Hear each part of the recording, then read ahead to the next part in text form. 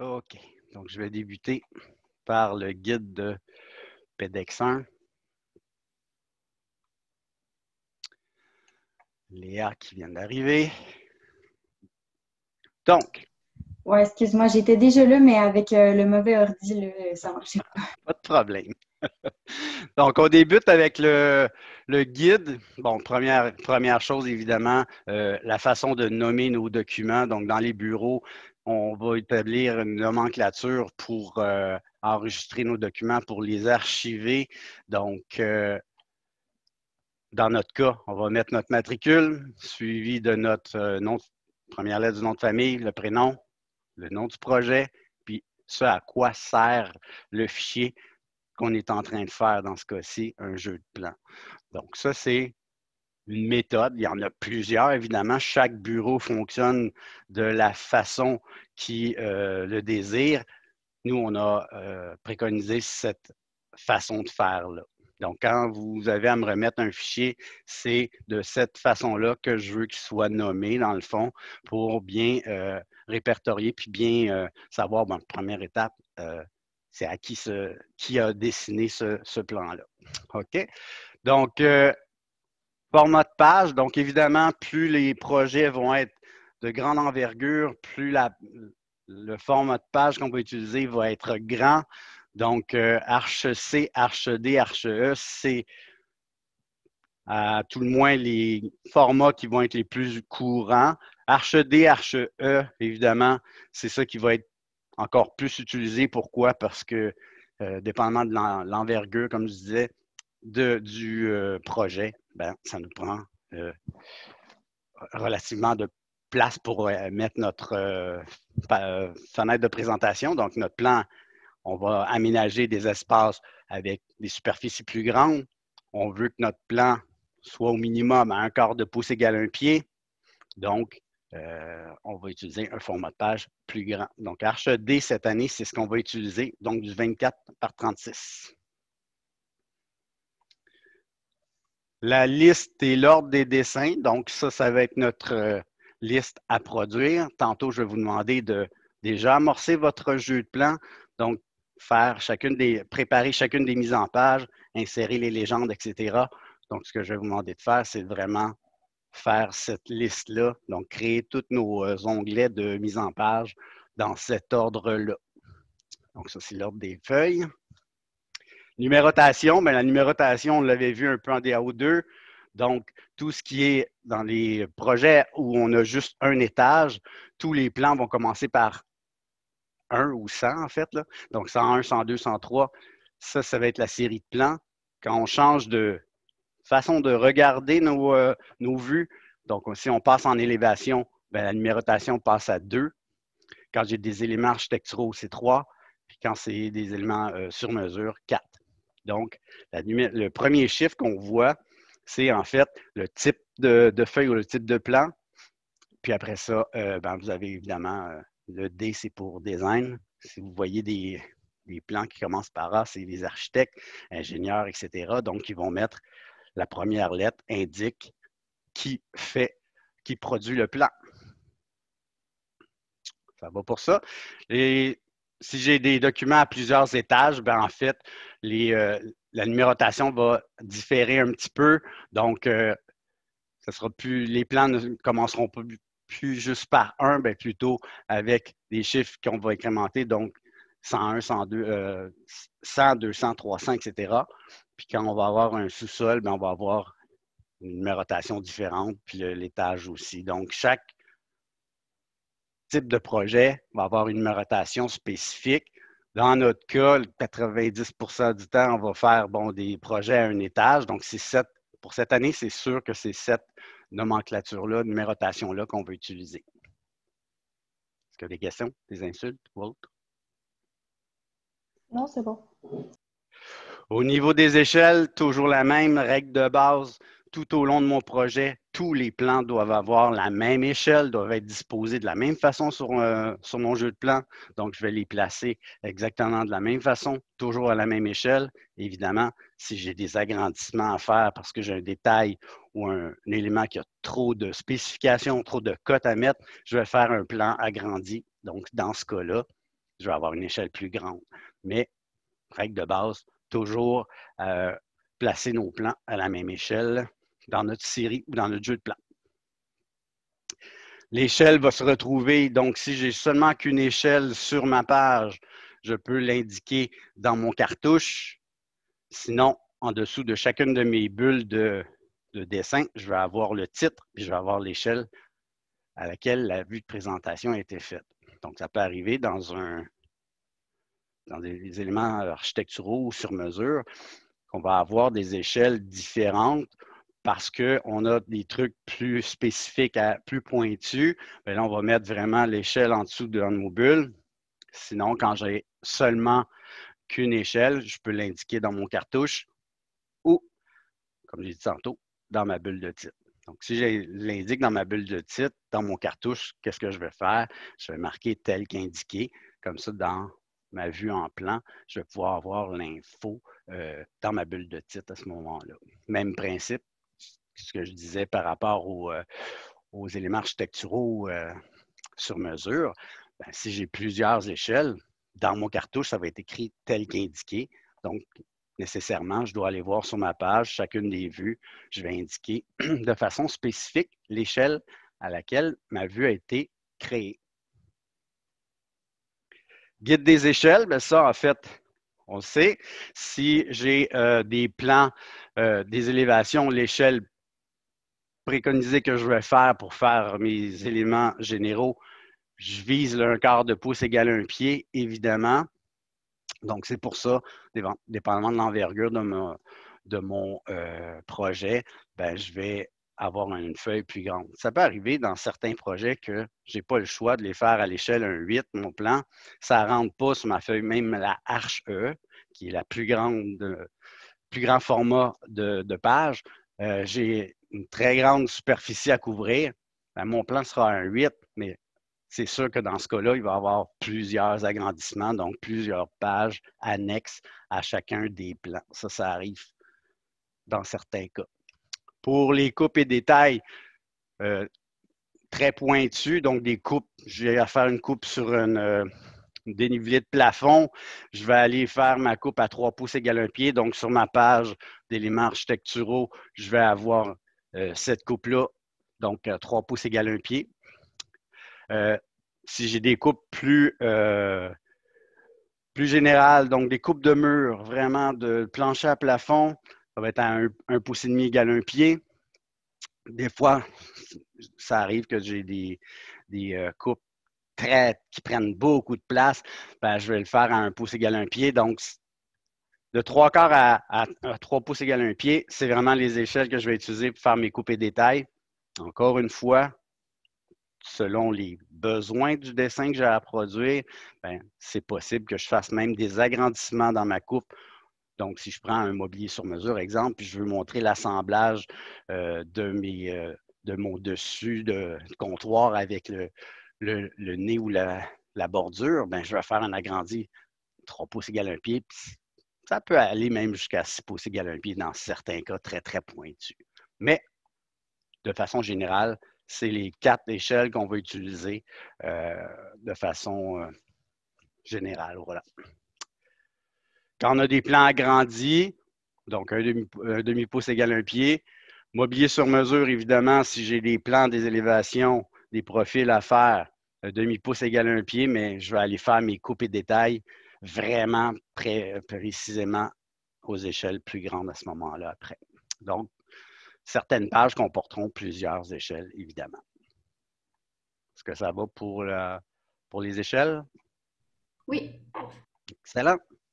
Donc, ça explique ici, selon le niveau de détail, etc., mes échelles vont être plus grandes. La quantité d'informations à communiquer aussi va faire en sorte que je vais agrandir mes détails. Donc, comme je disais tantôt, j'ai une zone dans mon plan où il se passe plein de trucs. J'ai mis plein de détails architecturaux, j'ai mis plein d'éléments spécifiques. Bien, je vais faire un agrandissement de ma salle de bain, par exemple, à une échelle plus grande. Donc, c'est comme ça qu'on voit la chose. Le plan général, toujours un quart, mais les agrandissements pour spécifier les trucs plus pointus. Dans le cartouche, donc évidemment vos informations, l'information du client, titre du projet, adresse du projet, ce pourquoi le plan a été émis, le SO, s'il y a lieu, donc s'il y a un architecte lié à ça, il va y avoir un SO, le plan clé, puis les conditions générales de chantier. Donc ça, c'est ce qui va faire partie de notre cartouche. Si on a un plan, exemple, vous faites un aménagement bureau, puis vous utilisez qu'une partie de l'étage, bien, le plan clé va représenter en hachure, si vous voulez, la partie aménagée, la partie qui est vide représentera le reste de l'étage. C'est pour montrer l'envergure du projet en fonction de l'espace aménagé sur mon étage. Donc, un plan clé, il n'y en a pas toujours un dans nos cartouches. Donc, selon le projet que j'ai à faire. OK? Donc, voilà pour ça. Donc, après ça, j'ai mis vraiment page par page les différents éléments. Donc, la page type, comme on avait fait la session passée, donc il va y avoir une esquisse. Donc, moi, j'ai mis le logo du cégep ici, mais ce n'est pas requis tout le temps. Dans notre cas, si on a, pour notre projet, si on a un 3D, un petit rendu, des petits esquisses, on peut les intégrer à notre mise en page. L'important aussi, c'est d'avoir toutes les informations, le bloc information, puis la table des matières ici. Donc, ça, c'est des trucs qu'on va faire. On entre un petit peu dans des trucs un petit peu moins connus pour nous. Donc, le devis est note générale. Donc, le devis, c'est quoi? Ben, en fait, c'est un document, c'est un contrat finalement, puis un complément au plan d'exécution. OK?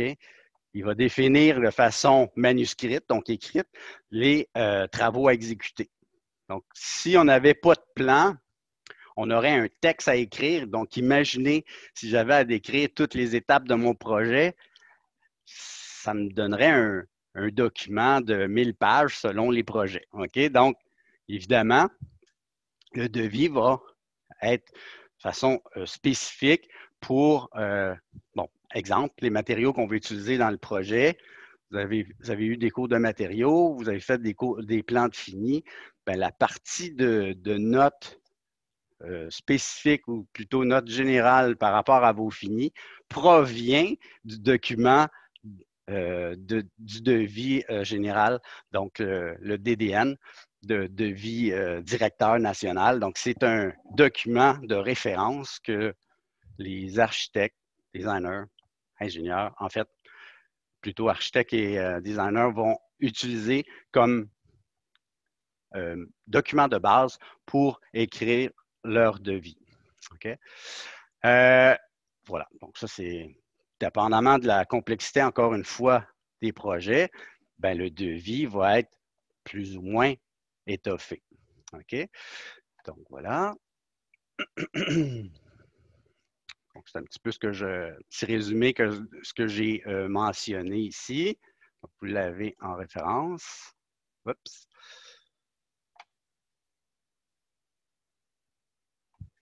Bon, les types de devis, c'est en fait, vous en avez deux principaux.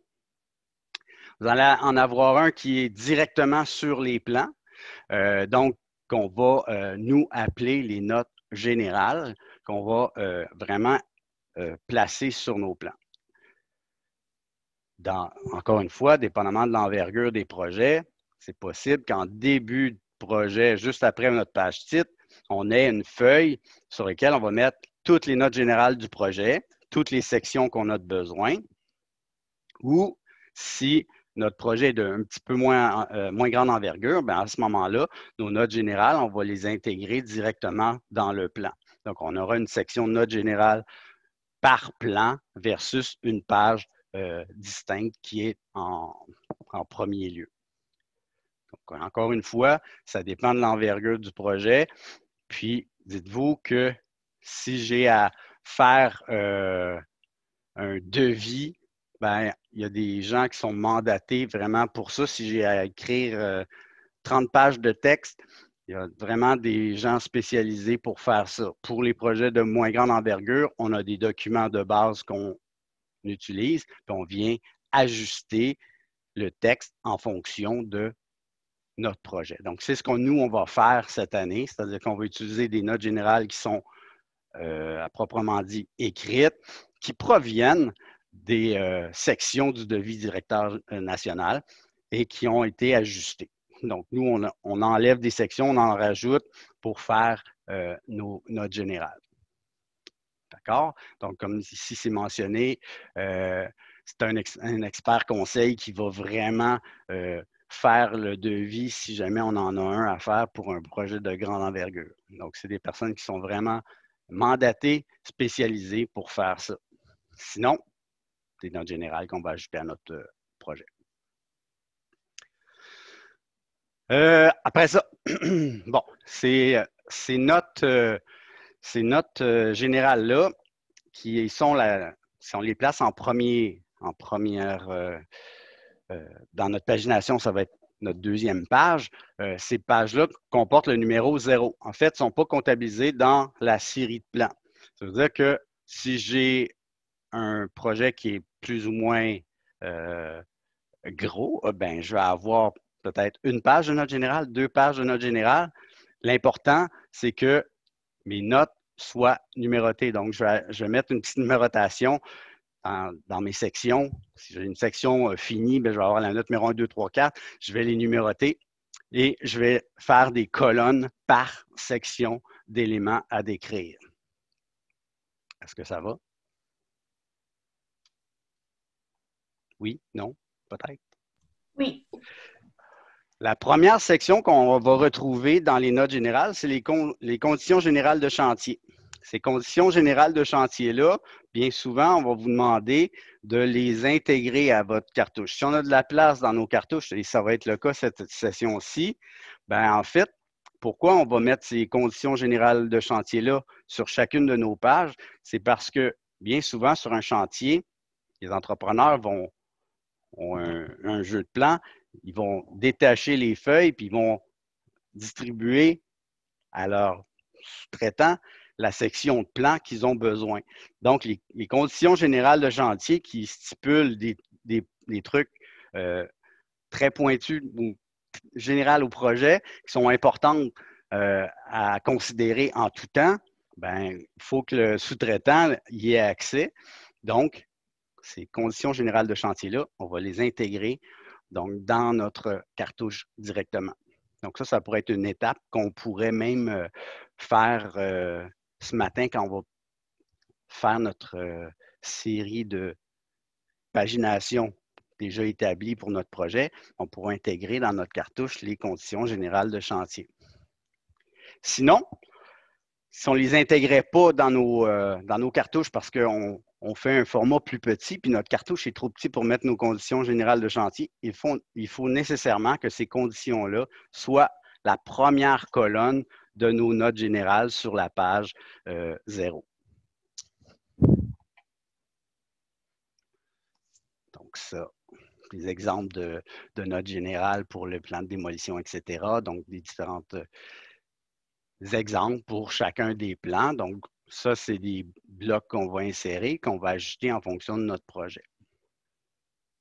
La différence entre une note générale et une note spécifique, bien, la note générale s'applique à l'ensemble du projet. Puis la note spécifique, elle est nécessairement directement sur mon plan. J'ai un truc bien spécifique pour ce projet-là. J'ai un élément très pointu à aller lui dire. Donc, exemple, dans mon plan de construction, la robinetterie existante a été réinstallée à cet endroit. J'ai mis une cote pour le localiser. Bien, je vais mettre mon bloc note spécifique avec le petit 1 dedans. Puis, je vais venir mettre ce symbole-là sur mon plan à l'endroit où j'ai placé ma robinetterie, juste au-dessus. Puis, dans ma colonne de notes spécifiques, sous ma légende, ben, je vais inscrire ma note spécifique 1, ben, c'est tel élément. Donc, ça, c'est des trucs pointus directement sur le plan. Donc, les notes spécifiques, dites-vous, directement sur le plan en tout temps, puis ça vient pointer un élément directement dans mon plan ou dans mon jeu de plan. Okay? Donc, la différence, c'est que c'est vraiment très pointu. C'est pas général, c'est vraiment, hey, j'ai un truc là, qui se passe à cet endroit-là. Et si vous remarquez, les numérotations repartent à 1 sur chacune de mes pages. Donc, que je sois sur le plan de démolition, construction, besoins électriques, peu importe, je peux avoir des notes spécifiques sur tous mes plans. Mais la numérotation repart à 1 tout le temps, puis je peux en avoir quelques-unes donc sur chacun de mes plans. Donc, les numérotes en fonction des besoins. Donc, je vais avoir, dans ce cas-ci, une page de notes générales. Donc, je viens faire mes colonnes, etc. Je viens les disposer pour que ça soit bien lisible. Donc, je vais faire exactement la même chose pour chacun des plans. Donc, je vais donner le descriptif, puis après ça, je fais ni plus ni moins que le graphique là, pour vous montrer qu'est-ce qui se passe sur la page. Donc, plan de l'existant, on en a déjà fait. Donc, les murs sont en gris, puis on indique tout ce qui a été relevé. On peut indiquer les codes générales dans ce cas-ci. Donc, code général, c'est vraiment les dimensions. Puis ces codes générales-là, c'est la seule place que je vais les retrouver. Je ne veux plus les revoir là, sur le reste de mes plans. Donc, les codes généraux, directement sur le dessin. Légende de symboles, s'il y a lieu. Donc, il va y avoir, c'est quoi en fait, les murs en grisé. Si on a des symboles spécifiques, etc., on va les indiquer. Puis la bulle de titre en dessous de mon plan pour indiquer qu'est-ce que c'est. Donc, l'exemple de la mise en page, on en a déjà fait un. Donc, vous voyez, dans ce cas-ci, les conditions générales de chantier, ils les ont mis à côté. Évidemment, nous, notre cartouche va varier. Nous, on va avoir une grande page. Donc, dans ce cas-là, nos conditions générales de chantier, on va les mettre directement intégrées dans le cartouche. Dans le cas ici, il n'y avait pas de place dans le cartouche en bas. Donc, c'est pour ça qu'ils les avaient indiqués là. OK? Donc, plan de démolition. Donc, la légende, les murs à démolir, tout ce qui est à démolir. Évidemment, on va avoir notes spécifiques et générales. Comme j'ai mentionné tantôt, si je fais une page dans laquelle je vais avoir mes notes générales vraiment toutes décrites en une section, je vais placer mes notes générales sur ma page 0, puis sur ma page de dessin, je vais mettre seulement que les notes spécifiques. Donc ici, on a les deux façons de faire et c'est pour ça que c'est un guide. Donc, on s'ajuste selon les besoins. OK? Donc, dites-vous que cette année, on fait une page de notes générales. Donc, sur ma page directement, ce sera juste les spécifiques. Comment on cote? Qu'est-ce qu'on cote sur le plan de démolition? On en avait fait un. Donc, évidemment, si j'ai une portion de mur à enlever, je vais coter la portion que je conserve et tout le reste est à démolir. Si j'ai une ouverture à faire, bien, je viens coter la position de mon ouverture, sa dimension. Si je veux que mon ouverture soit centrée dans mon mur, par exemple, je ne connais pas la cote totale de mon mur, mais je lui dis, regarde, fais-moi une ouverture de 4 pieds centrée dans ce mur-là. Bien, je vais lui dire égal de chaque côté, puis le trou fait 4 pieds dans mon mur. Contrairement à celle-ci où je dis, hey, je veux avoir 2 bouts de mur de 3 pieds, puis ce qui est entre les deux, je veux que tu l'ouvres. Je ne connais pas cette dimension-là, donc elle peut être variable, mais moi, ce qui est important, c'est d'avoir 2 bouts de mur de 3 pieds de chaque côté de mon ouverture dans ce mur-là. Est-ce que vous voyez la différence entre les façons de coter? Oui. Excellent! Donc, on s'ajuste en fonction de ce qu'on a de besoin à faire. Donc, mise en page du plan de démolition, évidemment. On essaie principalement de... Puis ça, c'est le principe de base, là. Hein, on vous donne une mise en page, vous placez vos notes et légendes sur le côté. On le sait que les notes générales s'en vont là-bas, donc c'est possible que ces colonnes-là soient beaucoup plus petites. Tant mieux, on va avoir plus de place pour notre dessin. Donc, on priorise une échelle à 1/4 de pouce égale 1 pied pour notre projet. Donc, voilà. Évidemment, si j'ai un plan, ça, on doit s'ajuster en fonction de ce qu'on a représenté, évidemment. Si je n'avais pas le choix d'utiliser un format de papier plus petit pour X raisons, c'est possible que ma légende, j'en ai, ou des notes, j'en ai dans le bas. Mais l'idée, c'est que ça soit lisible, OK? Puis qu'on vient vraiment placer nos notes vraiment de façon bien centrée, bien proportionnée.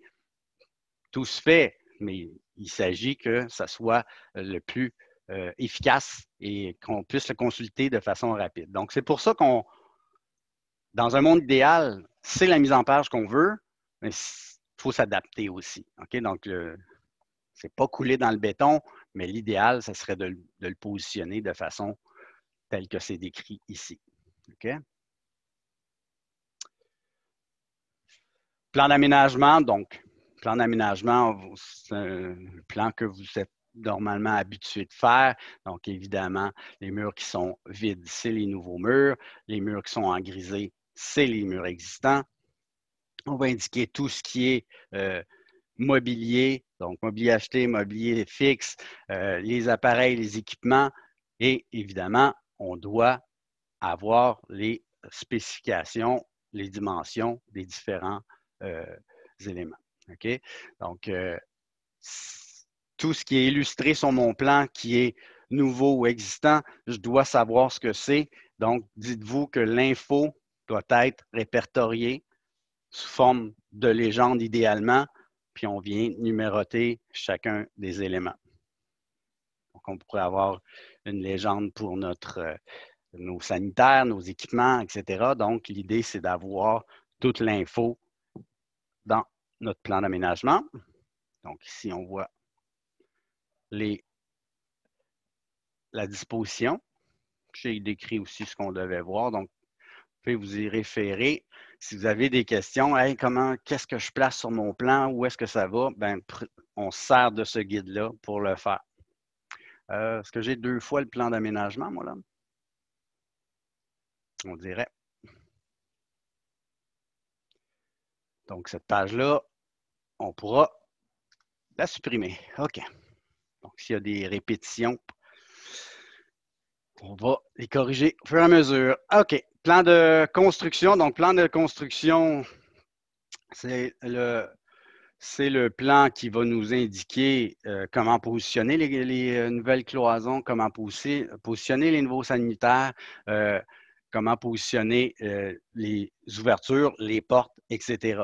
Donc, un plan qui prend toute son importance.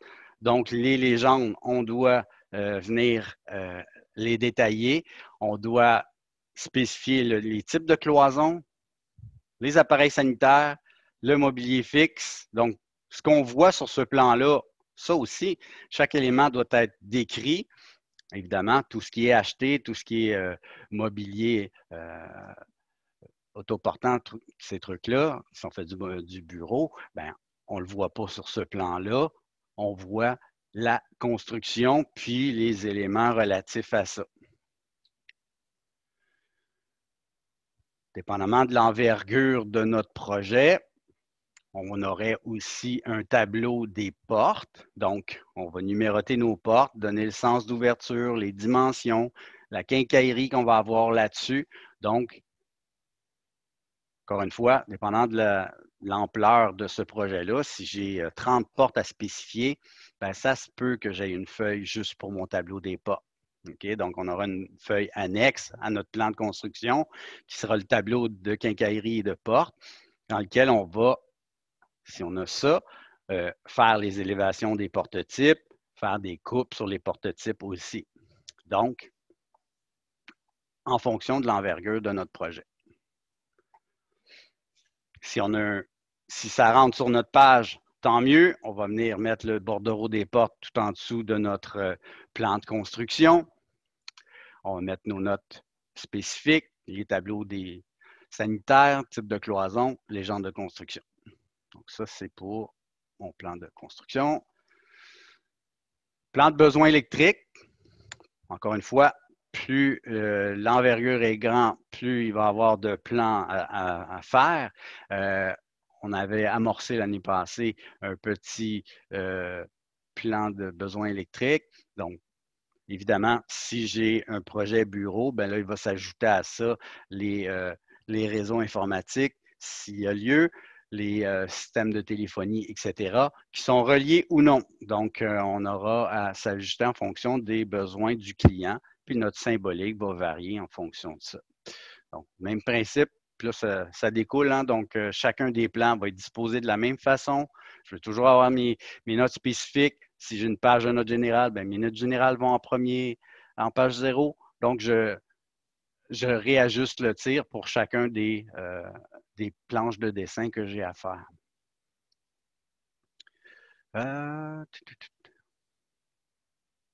Donc, il y a un petit décalage ici. Là, je vais...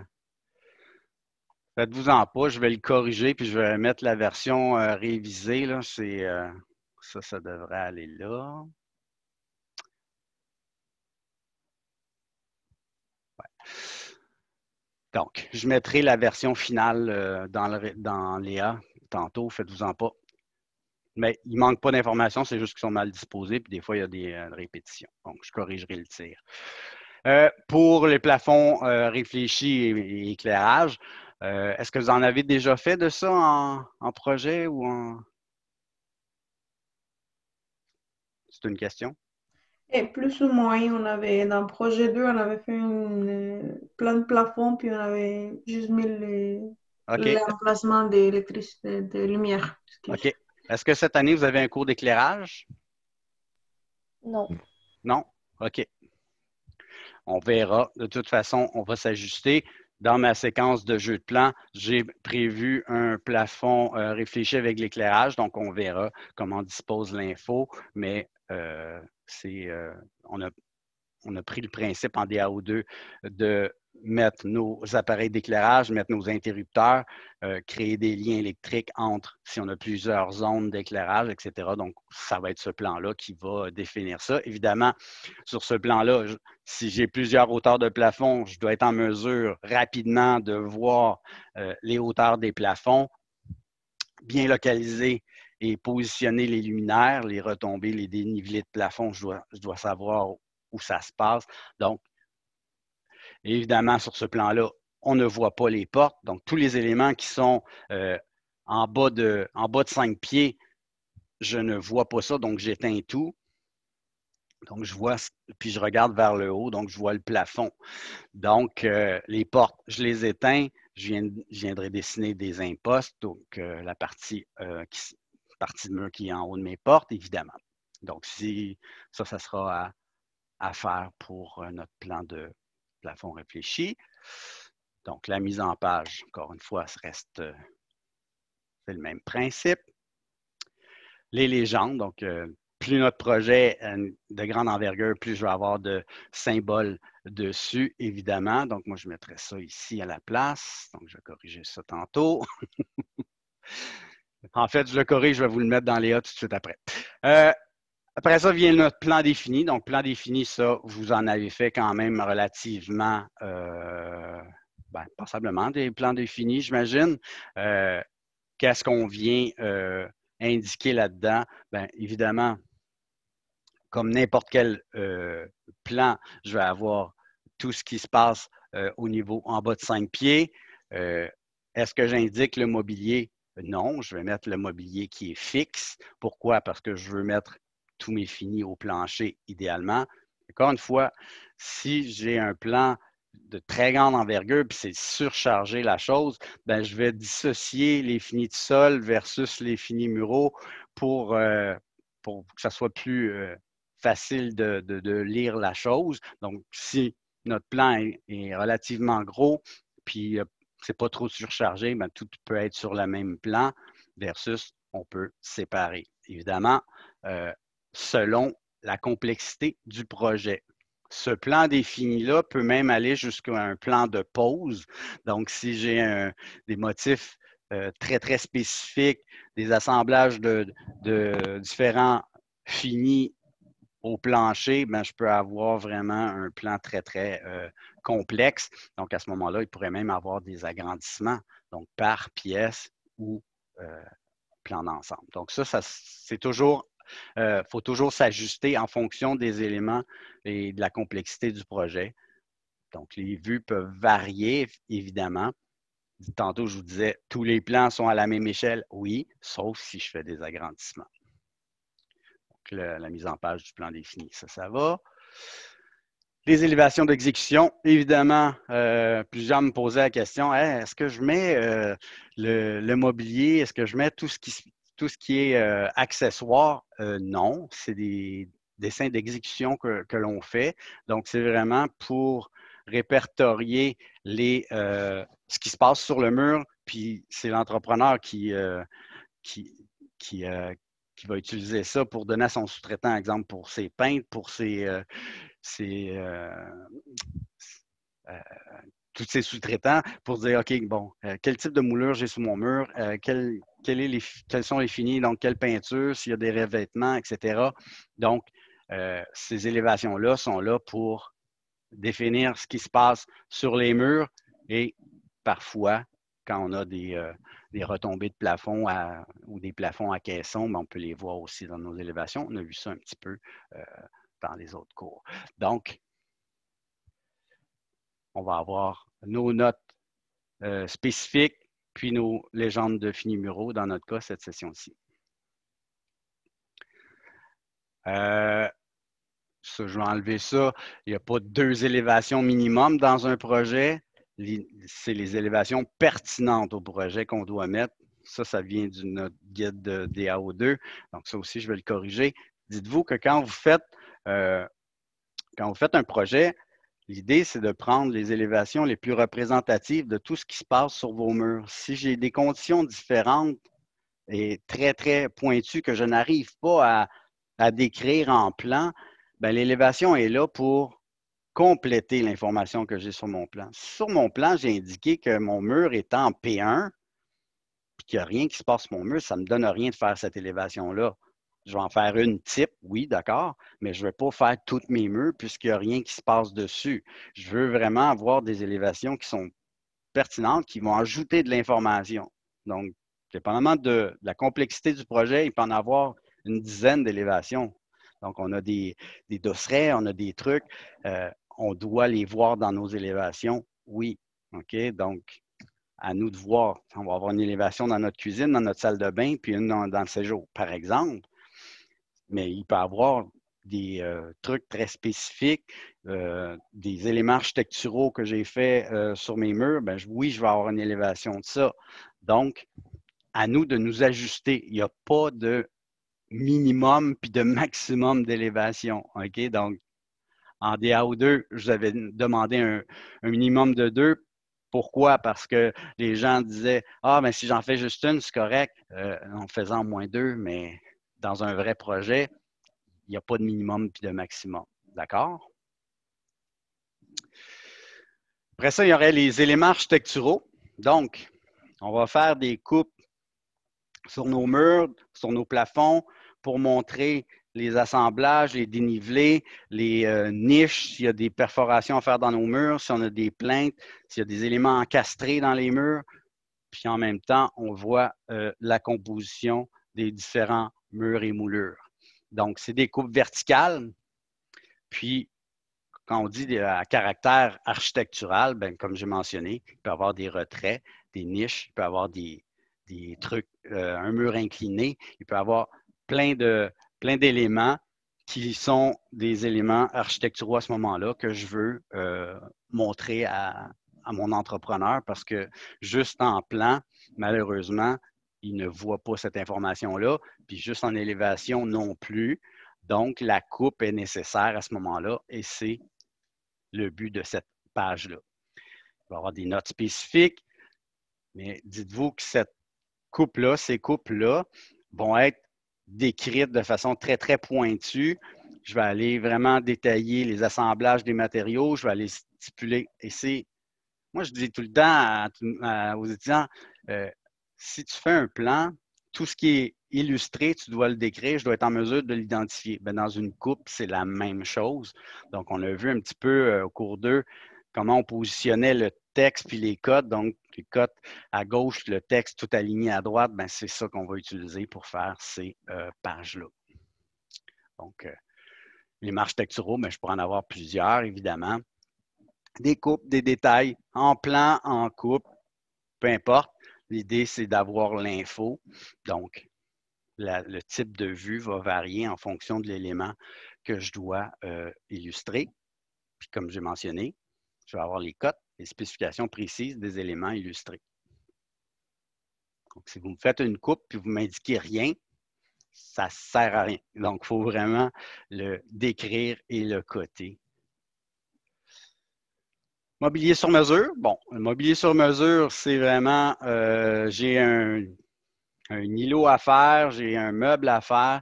Je vais faire la vue en plan, en élévation, en profil, en coupe. Des fois, il va y avoir un 3D. Je vais mettre les cotes.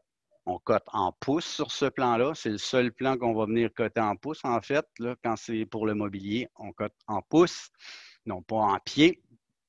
On va faire la description détaillée des éléments illustrés, évidemment. On va avoir les bulles titres, les spécifications de quincaillerie, puis les finis sur nos meubles.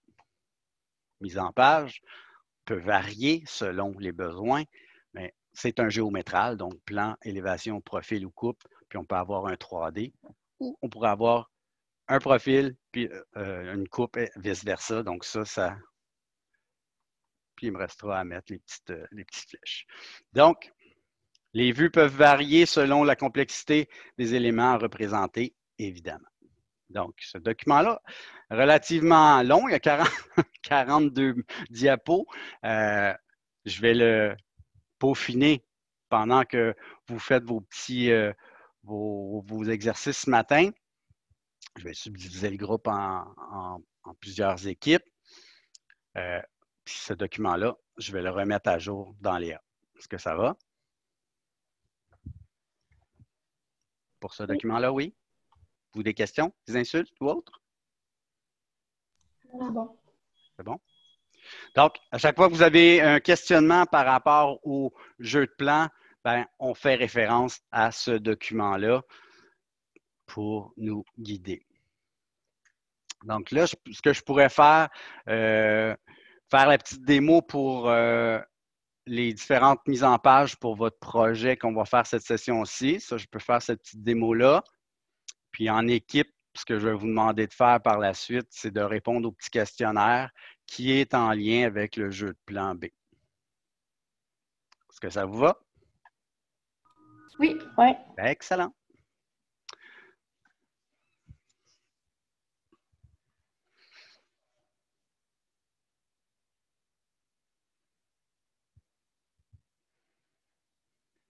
Donc, si vous avez bien fait votre profil, normalement, dès que le logiciel s'ouvre, le dessin qui est à l'écran devrait être mon gabarit. C'est le cas. Si ce n'est pas le cas, je vais faire nouveau pour voir si ça fonctionne. Dans mon dessin 2, j'ai bien le gabarit. Parfait. Donc, la façon rapide de voir si j'ai le gabarit, je vais avoir mes cartouches dans le bas puis mes calques. OK? Puis la troisième façon de voir si votre profil fonctionne, évidemment, quand vous cliquez sur plus, c'est la même chose que nouveau. Il va aller chercher le gabarit que vous avez stipulé, puis vous avez vos. Donc, si vous regardez, là, les dessins 1, 2, 3, j'ai 3 fois le gabarit. OK? Donc, je vais juste en garder un à l'écran. Le format de notre mise en page, c'est Arch-D. Donc, pour ce projet-là, je vais supprimer les mises en page que je n'ai pas de besoin. Puis, je vais garder Arch-D. Arch-D, notre 24 par 36, c'est ce format-là qu'on va utiliser.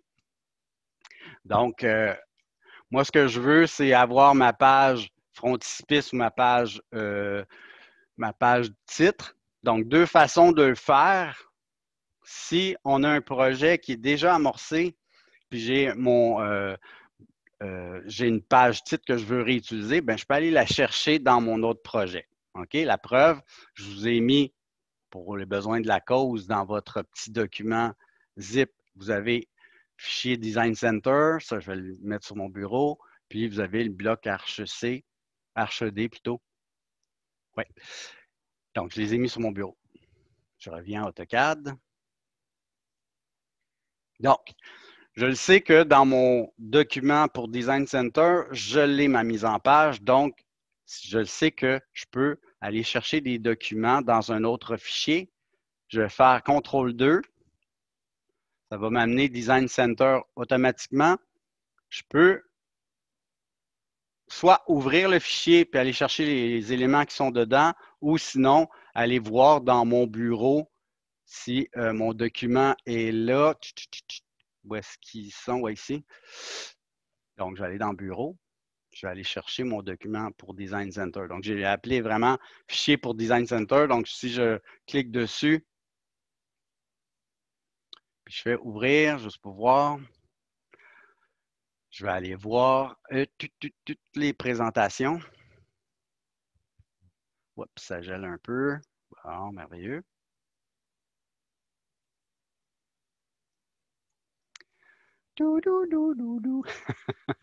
Les joies du direct. OK. Afin d'éviter tout problème, je vais vraiment aller ouvrir le document. OK? Donc, si je vais dans Bureau, je vais aller ouvrir mon fichier pour Design Center. Je vois ma mise en page. Parfait. Je reviens à mon projet. Là, c'est cette page-là que je veux mettre dedans. Dans AutoCAD, je peux copier-coller des éléments d'un projet à l'autre. Je peux copier des éléments dans un même fichier. Mais tout ce qui est mise en page, style de texte, style de cote, etc., ça fait partie du dessin et les présentations aussi. Donc, ces éléments-là, je ne peux pas juste faire copier-coller. Ça ne va pas copier le gestionnaire d'impression et tout et tout. Donc, petit truc, Design Center, donc CTRL 2. Je refais ma petite démo. Si ma... Oh, Zoom a de la misère ce matin. Est-ce que vous voyez mon écran là présentement? Oui. Oui, mais ça a l'air gelé un peu. Ouais, hein? Wow! C'est super! On va garder le sourire parce que... Aïe, aïe, aïe, aïe, aïe. Donc, je vais arrêter la petite démo. Je vais repartir la chose. Entre-temps, si vous n'avez pas téléchargé les documents, faites-le.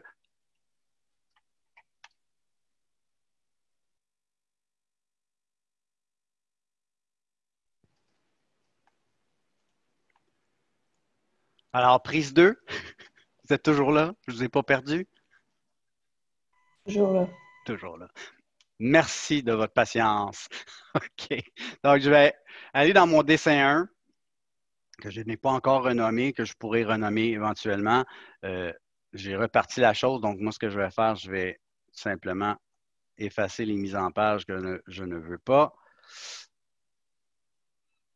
OK. Je vais faire mon contrôle 2 tantôt. Ah, là, mon Design Center est là au complet. Parfait. Mon dessin fichier pour Design Center est ouvert. Donc, je vais aller dans la section Dessin ouvert, puis je vais le sélectionner. Donc, en sélectionnant ce document-là, j'aurai accès à ces mises en page. En l'occurrence, j'en ai seulement qu'une, puis c'est ça mon but. Parfait. Je prends cette mise en page-là et je viens la glisser dans mon dessin 1. J'ai maintenant une page titre qui vient d'apparaître. Donc, dites-vous, Design Center va me permettre d'aller chercher de l'info qui provient d'un autre document que j'ai amorcé. Donc, vous avez fait un projet la session passée ou la semaine passée, peu importe, puis vous voulez prendre la mise en page que vous avez fait dedans pour venir la glisser dans votre projet, bien, c'est la façon de faire. Je l'ouvre dans Dessin ouvert, je viens cliquer dessus. Je m'assure qu'à l'écran, c'est le dessin 1 qui est activé. Donc, mon onglet, c'est lui dans lequel je vais glisser mes documents. Donc, ça peut être, comme j'ai dit tantôt, des présentations, mais ça pourrait être aussi des calques qui me manquent, puis je pourrais aller les glisser dedans.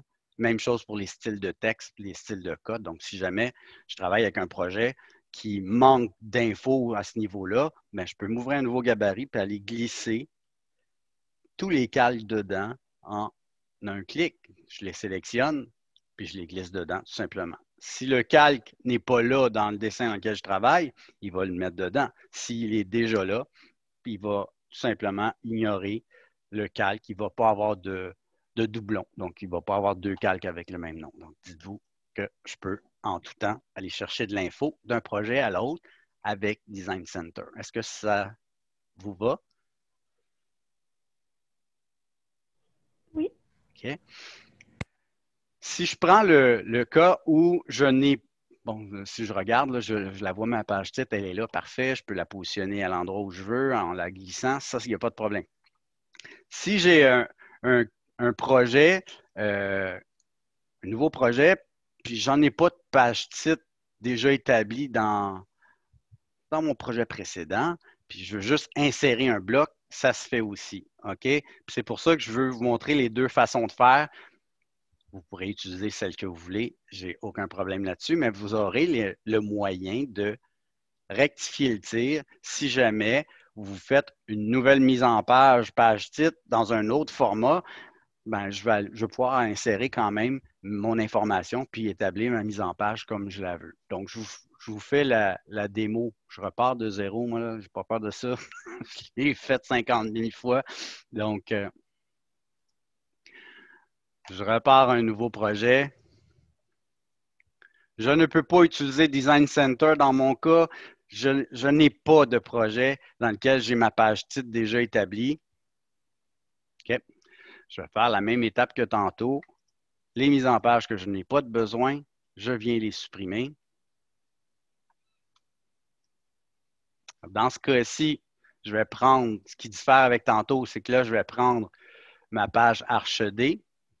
Ça vous ouvre la petite parenthèse sur comment on copie les mises en page si jamais vous vous en rappelez pas. Donc, je sélectionne ma mise en page, copier ou déplacer. Je viens tout simplement créer une copie que je peux renommer à ma guise.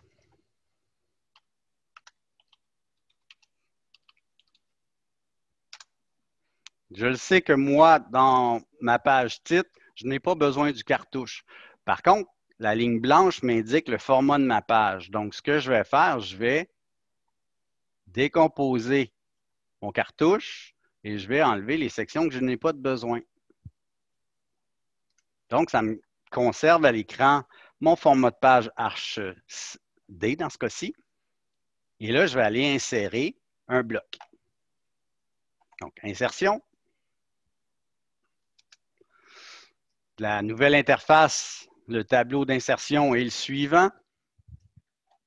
Je peux aller lui dire, donc ça, c'est les blocs qui font partie de mon projet présentement. Je peux aller chercher dans mon bureau, si ma souris veut suivre, je vais aller chercher mon bloc à insérer. Ça va l'amener à l'écran ici. Donc, l'interface a changé un petit peu pour insertion. Si visuellement, je peux le prendre puis le glisser dans mon dessin. Et là, c'est à moi de le positionner. Si je double-clique sur le bloc qui fait partie maintenant de mon dessin, oui, OK. Il va me demander de le positionner avec un point d'origine. Donc, parfait. Je vais pouvoir lui dire insère-le à 0, 0. Ou si c'est un mobilier, bien, je vais pouvoir le positionner avec ma souris, avec mon objet d'accrochage. Et mon bloc vient s'insérer exactement au bon endroit. C'est un bloc que j'ai inséré. Ça veut dire que si je veux avoir accès à l'info qui est à l'intérieur, j'ai à le décomposer. Et maintenant, je peux remplir mes tableaux et je peux insérer mes images, effacer les éléments que je n'ai pas de besoin. Donc, deux façons de faire la page titre. Une page titre qui provient d'un autre projet, Design Center. Une page titre que je repars à partir de zéro. J'insère un bloc et je modifie ce que j'ai besoin. Évidemment, si vous avez une page plus petite, j'aurais très bien pu utiliser ces infos-là puis les replacer sur une page beaucoup plus petite. Donc, l'idée, c'est de partir toujours d'un document qui est déjà établi, je le modifie en fonction de ce que j'ai besoin. Pour l'instant, le bloc que je vous ai fait, c'est exactement ArchD, donc vous pouvez l'insérer directement dans votre projet. Donc, le but de cette démo-là, vous donner les deux principes pour faire vos pages titres. Donc, vous utilisez, peu importe la façon de faire, l'idée, vous pouvez vous pratiquer même, faire les deux pour comprendre les manipulations. De cette façon-là, vous ne serez jamais mal prise pour faire des pages titres ou insérer des mises en page qui proviennent d'un autre projet. Donc, je peux fermer ça. Donc, dans ce projet-là, vous allez le nommer selon la nomenclature qui est dans le guide, puis vous allez faire chacune des mises en page que vous avez besoin. Donc, note générale, plan de démolition, plan d'existant, etc. Donc, vous faites vraiment toute votre séquence de plans et vous les numérotez en fonction de votre guide. Donc, ça va être votre travail CAD à faire. Sur chacune des mises en page, vous pouvez insérer tout de suite les légendes et les notes, s'il y a des notes spécifiques. Les notes générales, je vous suggère de les insérer sur la page 0. Donc, vous pourrez faire votre petite mise en page. Il n'y a rien à éditer pour l'instant. L'idée, c'est de venir positionner. Donc, préparer la job pour la semaine prochaine pour faire notre jeu de plan. Est-ce que ça va pour tout le monde, ça? Oui. Excellent.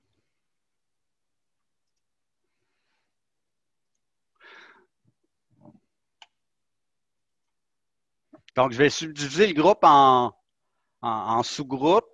Ce que je vous demande de faire, première étape, faites la vérification de votre exercice du cours 2, donc voir si donc ce document-là qui est le PDF, donc voir si vous êtes arrivé au même résultat, au même constat que les profs. Suite de ça, on va aller chercher le jeu de plan. Donc, à partir du jeu de plan B, vous devez remplir le questionnaire qui est le petit fichier Word qui est là. Donc, en équipe, en sous-groupe, vous remplissez. C'est ni plus ni moins qu'une recherche dans le jeu de plan, des éléments peut-être un petit peu plus pointus qu'on a fait au cours 1 et 2. Est-ce que ça vous va? Puis, entre-temps, moi, je finalise votre guide pour qu'il soit up-to-date, vraiment à jour, puis je vais le reglisser dans les A, puis c'est vraiment ce document-là que vous pourrez vous référer.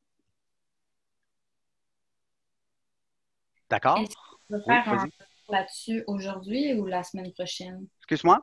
Est-ce qu'on va faire un retour là-dessus? Genre, est-ce que quand on a fini, on reste dans Zoom puis on va revenir pour le faire ou quand on a fini avec l'équipe, on quitte puis... Ben, pour la vérification, je voudrais que vous la fassiez peut-être en premier lieu. On pourra faire un retour là-dessus. Pour le jeu de plan, je vais vous demander de remplir, puis on va voir si on a le temps. On y reviendra. Si on n'a pas le temps, conserver ce fichier-là, puis on y reviendra en début de cours prochain. Est-ce que ça va? Oui.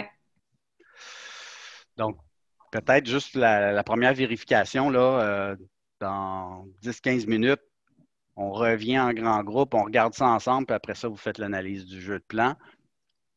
Puis, non, on ne reviendra pas pour la révision du jeu de plan. Ce que je vais vous demander de faire pour que vous ayez un petit peu de temps aussi, c'est de créer vos mises en page pour que vous puissiez finaliser ça pour le prochain cours. Est-ce que ça va pour tout le monde? Page 2. C'est pas mal la même chose. OK. Mais en fait, Oui. Q1, le Q1, moi j'avais dit de le mettre plutôt à droite parce que ça superpose la ligne de la touche. C'est grave ça? Le Q1. Dans l'élévation en haut? Oui.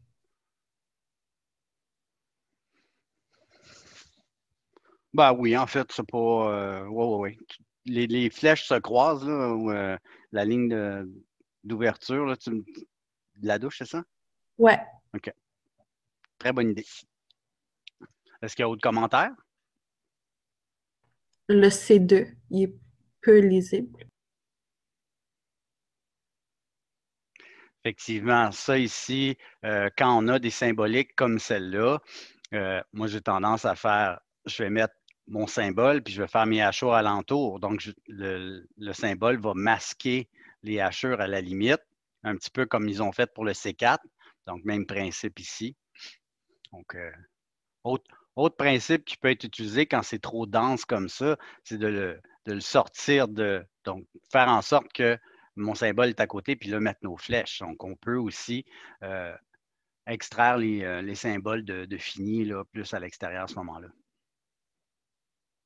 Autre commentaire, insulte à ce sujet? Page 3.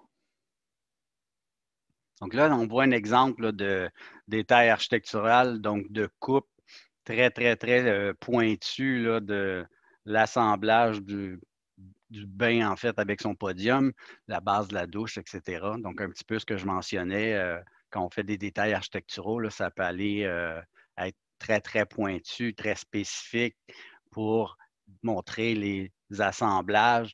Et même, on peut faire des agrandis encore plus grands pour montrer, un petit peu comme quand on fait vous allez faire du mobilier sur mesure, bien, on peut faire des agrandis à partir de ces vues-là qui vont donner le maximum d'informations et de détails là, dans nos dessins.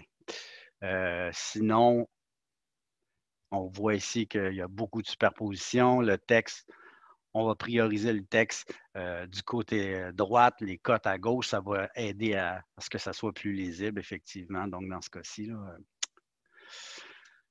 donc, ça vous donne une idée, en fait, de comment on positionne nos informations sur nos différents plans. Donc, bon exemple ici là, de mise en page là, sur lequel on peut se fier là, quand on fait nos propres jeux de plans. Donc, s'il n'y a pas de questions là-dessus, prochaine étape, c'est vraiment de faire l'analyse. Donc, répondre au questionnaire. Est-ce que vous voulez le répondre est-ce que vous aimez mieux le répondre individuellement ou vous voulez le faire en équipe? Je n'ai aucun problème, un ou l'autre. Ce que je veux faire, c'est ce document-là. Je vais le ramasser, je vais faire une petite remise dans les heures. Vous allez le glisser dedans. Donc, vous pouvez le faire de façon individuelle ou en groupe. Donc, c'est à votre choix. Mais je crois que tu avais déjà commencé. Vous aviez déjà commencé? Parfait. Donc, on peut continuer la chose. Étape 2, ce sera de générer toutes nos mises en page, préparer les légendes, notre page titre, etc. Donc, ça, c'est votre deuxième étape.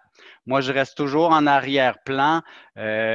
Dès que vous pouvez vous dissocier des groupes quand vous avez terminé, je fermerai les groupes, mais je vais rester en arrière-plan pour répondre aux questions spécifiques s'il y en a par rapport à AutoCAD. Donc, jusqu'à la fin du cours, là, c'est le plan de match. Est-ce que ça vous va? Oui. Oui. Alors, Oui. je réactive les groupes.